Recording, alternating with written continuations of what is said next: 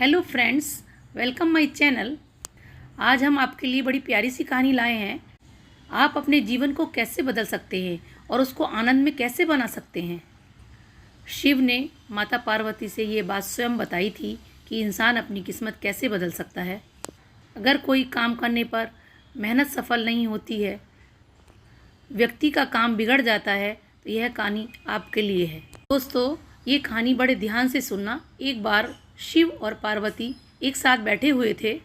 माता पार्वती ने शिव से कहा, मेरे मन में एक प्रश्न चल रहा है। प्राणनाथ, मेरे प्रश्न का उत्तर देकर मेरी मन की जिज्ञासा को दूर कीजिए। भगवान शिव ने कहा, हे देवी, आपके मन में कौन सा प्रश्न चल रहा है। माँ पार्वती ने कहा, हे प्राणनाथ, ये बताइए कि मनुष्य अपनी किस्मत कैसे बदल सकता है। यदि उसकी किस्मत में दुख है तो वह कैसे दूर करे। अगर उसकी किस्मत साथ नहीं देती है तो वह कौन सा काम करे जो उसकी किस्मत साथ दे।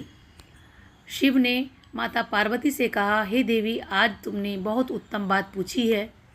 इसके उत्तर से समस्त मनुष्य जाति का कल्याण हो जाएगा। इस प्रश्न का उत्तर मैं एक कहानी के द्वारा तुम्हें समझाता हूँ।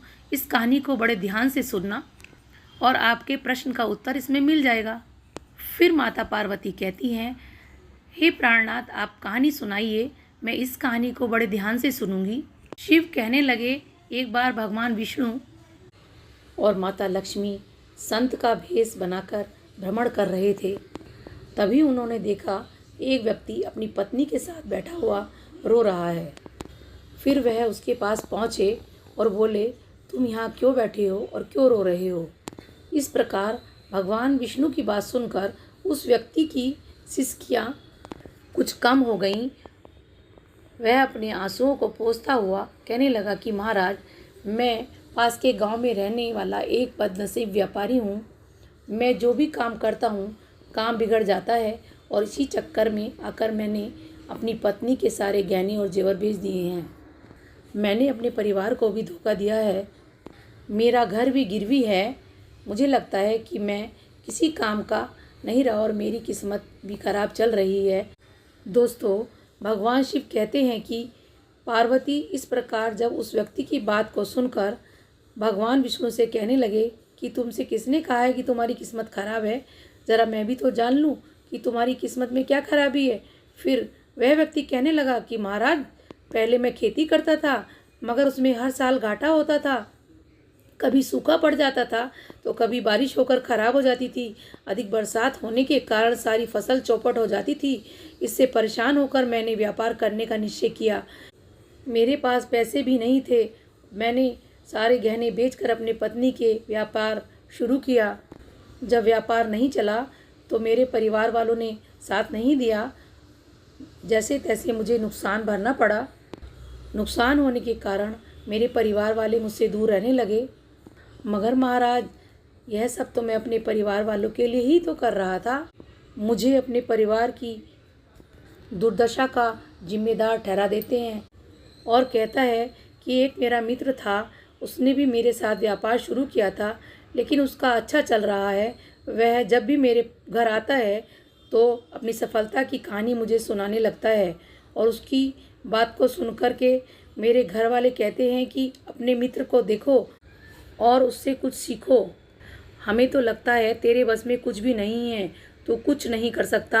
महाराज, उन लोगों की बातों को सुनकर मुझे भी अब लगने लगा है कि महाराज, अब मेरे जीवन में कुछ नहीं होने वाला है।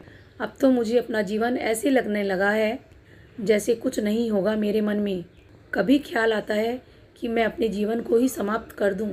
मैं यहाँ इसी इरादे से आया हूँ, लेकिन हिम्मत नहीं कर पाया महाराज। इसलिए यहाँ एकांत में बैठकर अपनी पत्नी के साथ रो रहा था। शिवजी कहने लगे कि पार्वती, इस प्रकार उस व्यक्ति की बात को सुनकर भगवान विष्णु कहने लगे, तो यह बात है, क्या तुम इसके अलावा और कुछ भी कहना चाहते हो। महाराज, एक तो मेरा काम खराब हो जाता है और दूसरा मेरा मित्र मुझे हर समय नीचा दिखाने का प्रयत्न करता है। मुझे समझ नहीं आता कि इस दशा में मैं महाराज क्या करूं। भगवान विष्णु कहने लगे, क्या तुम अपनी मित्र की बात को सुनकर वास्तव में दुखी हो जाते हो। हाँ महाराज, मैं अपने मित्र की बात को सुनकर बहुत दुखी हो जाता हूँ। भगवान विष्णु कहने लगे कि तुम्हें किस बात का दुख होता है, अपने असफल होने का या फिर अपने मित्र के सफल होने का। अब वह व्यक्ति फिर एक पल सोचता है और उत्तर देता है, महाराज अगर मैं सच कहूँ तो मुझे अपने असफल होने का उतना दुख नहीं होता जितना कि मुझे अपने मित्र के सफल होने का।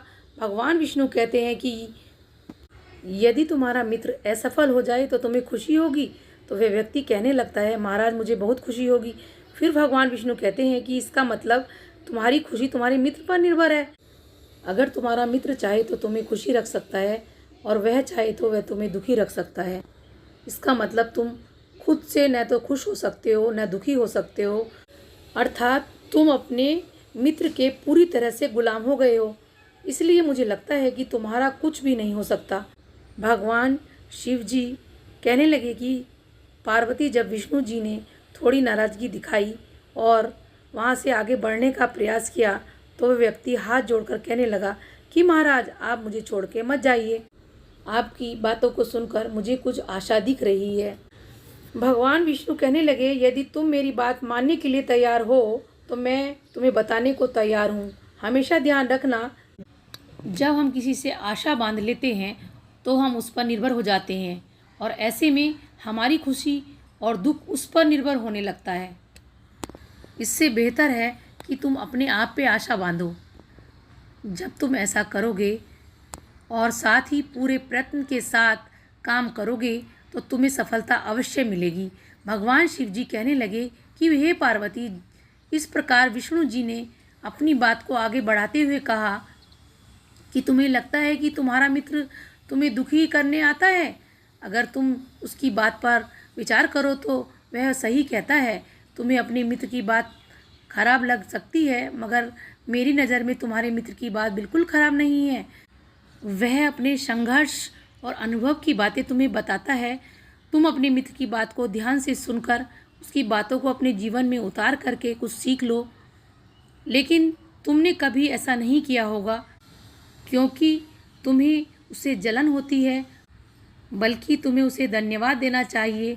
वह तुम्हारे घर बैठकर तुम्हें अनुभव दे रहा है। तुम्हारा मित्र तुम्हें अपनी सफलता की कहानी सुनाता है, वह कैसे सफल हुआ।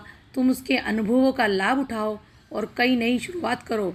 कर्म करते जाओ, हार मत मानो। एक दिन तुम्हें सफलता अवश्य मिलेगी। आज तुम इसे अपना बुरा वक्त या बुरी किस्मत कह रहे हो, एक दिन यह बदल जाएगी और इसी के साथ तुम्हारे विचार भी बदल जाएंगे। और देखना, जब तुम्हारा अच्छा वक्त शुरू होगा तब तुम्हारा मित्र भी तुम्हें सफलताओं की कहानी नहीं सुनाएगा। तब वह तुम्हें अपनी असफलताओं की बातें बताएगा ताकि तुम उसकी बातें सुनकर भ्रमित हो जाओ और तुम्हारा आत्मविश्वास डगमगा जाए और तुम गलत निर्णय ले सको। लेकिन उस समय तुम्हें अपनी बुद्धि का प्रयोग करना होगा। तुम्हारा मित्र जैसे आज तुम्हें दुखी करने आता है, इसी तरह से उस समय भी तुम्हें दुखी करने वह जरूर आएगा, क्योंकि जिस तरह उसे दुखी देखकर तुम्हें मज़ा आता है, उसी तरह उसे भी तुम्हें दुखी देखने में उतना ही मज़ा आएगा। भगवान शिव जी कहते हैं कि हे पार्वती, इस प्रकार विष्णु जी की बात सुन करके वह व्यक्ति अब कहने लगा कि महाराज आपने बिल्कुल सही कहा है, लेकिन मेरा सबसे बड़ा दुख यह है कि मेरे परिवार के लोग भी इसमें शामिल हैं। वास्तव में मैं तो अपने परिवार के लिए अच्छा करना चाहता हूँ, लेकिन परिवार के लोग मेरी बात को समझने को तैयार ही नहीं होते। वह तो मुझे गलत कहते हैं और अब तो बात इतनी बढ़ गई है कि मेरा साथ भी छोड़ दिया है। दोस्तों, आगे भगवान शिव पार्वती जी से कहते हैं कि ये पार्वती, विष्णु जी कहने लगे, मैं तुम्हारी बात समझ गया। तुम सांत्वना चाहते हो। इस दुनिया में सभी लोग सांत्वना ही चाहते हैं। हम चाहते हैं कि हम जब भी कुछ करें तो लोग हमारी प्रशंसा करें, लेकिन आमतौर पर ऐसा नहीं होता, इसलिए हम दुखी हो जाते हैं। हमें लगता है कि हमारे मित्र परिवार वाले सब मतलबी हैं, लेकिन तुम अगर किसी को अपना परिवार मानते हो और उसके लिए कुछ काम भी करना चाहते हो तो तुम्हें ऐसा क्यों लगता है कि तुम दूसरों के लिए कुछ कर रहे हो? वास्तव में तुम अपनी खुशियों के लिए सब कुछ कर रहे हो। इसलिए परिवार के लिए कुछ करना वास्तव में अपने लिए ही करना होता है। लेकिन अगर ऐसा करते समय तुम्हें ऐसा लगता है कि तुम दूसरों के लिए कर रहे हो तो तुम दुखी निश्चित रहोगे।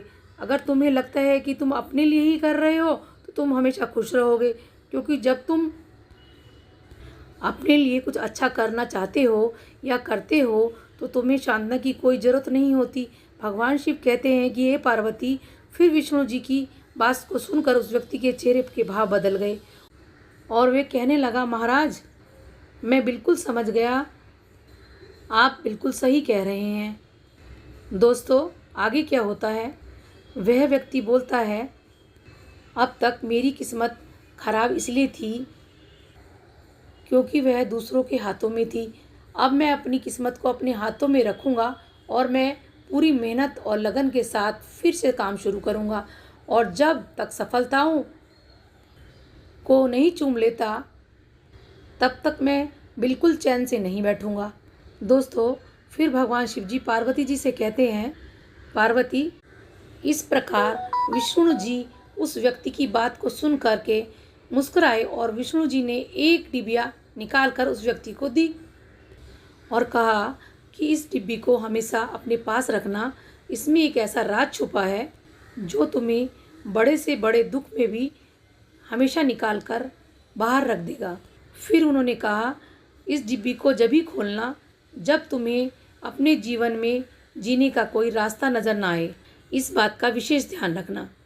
जब तुम्हें लगने लगे इस दुनिया में जीना बिल्कुल बेकार है और यदि डिब्बी तुमने समय से पहले खोल दी तो वह सारे राज खत्म हो जाएंगे जो इसमें लिखे हुए हैं। भगवान शिव जी कहते हैं कि हे पार्वती, फिर उस व्यक्ति ने विष्णु भगवान को वचन दिया कि जब उसे दुनिया में कुछ भी दिखाई नहीं देगा वह डिब्बी उसी दिन खोलेगा। एक दुखी इंसान किस्मत को कैसे बदल सकता है? देखिए, वक्त हमेशा एक जैसा नहीं रहता, वो बदलता रहता है। उस व्यक्ति के जीवन में फिर से बदलाव आया। एक दिन उसके राज्य पर पड़ोसी राज्य ने चढ़ाई कर दी और फिर दूसरे राज्य के राजा ने उसे राज्य पर कब्जा कर लिया। जिस राज्य में वह व्यापारी रहता था उसके सैनिकों ने चारों ओर लूट मार मचा दी। उन्होंने व्यापारी का सारा धन जितना भी उसके पास था वह सब लूट लिया और उसके घर में आग लगा दी। जान बचाने के लिए वह व्यापारी अपने परिवार के साथ वहाँ से भाग गया।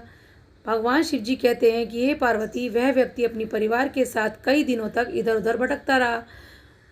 वह दाने दाने को मोहताज हो गया।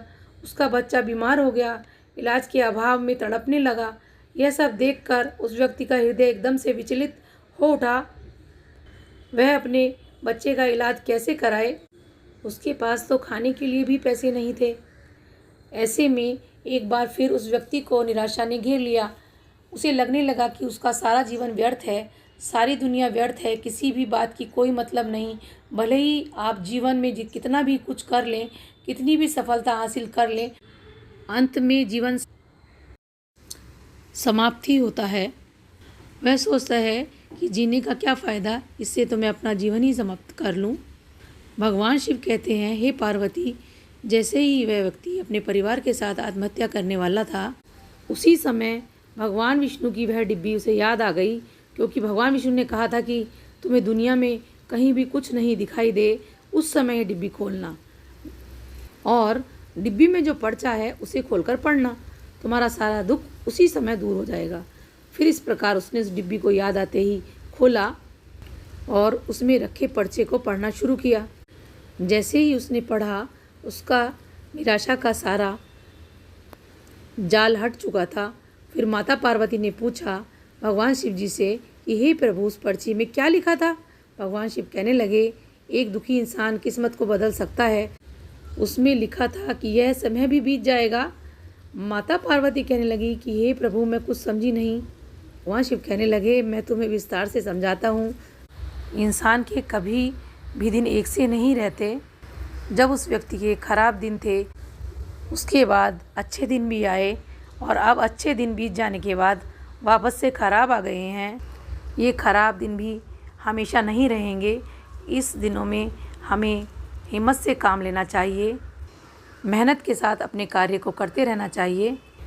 एक न एक दिन सफलता ज़रूर मिलती है। शिव पार्वती से फिर कहने लगे, हे पार्वती, जब इंसान ईमानदारी, विश्वास, लगन के साथ कोई कार्य करता है तो उसे फल अवश्य मिलता है। इस प्रकार उसे उस पर्चे पर लिखी हुई बातें समझ आईं और वह जान गया कि एक बार मेरे बुरे दिन अच्छे हो गए थे, अब अच्छे दिन बुरे हो गए हैं, फिर ये दिन भी अच्छे ज़रूर होंगे।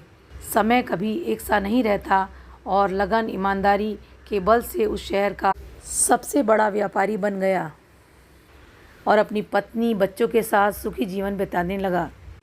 इस प्रकार दोस्तों यह कहानी कैसी लगी, इसलिए इसमें बताया है हमेशा हमें हिम्मत से काम लेना चाहिए और अपने बुरे समय को भी अच्छे में बदल देना चाहिए। दोस्तों आपको ये मेरी कहानी कैसी लगी ज़रूर बताइए। वीडियो अच्छा लगा तो वीडियो को लाइक, सब्सक्राइब कीजिए। दोस्तों मिलते हैं अगली कहानी के साथ। Thank you friends watching my channel. Bye bye friends.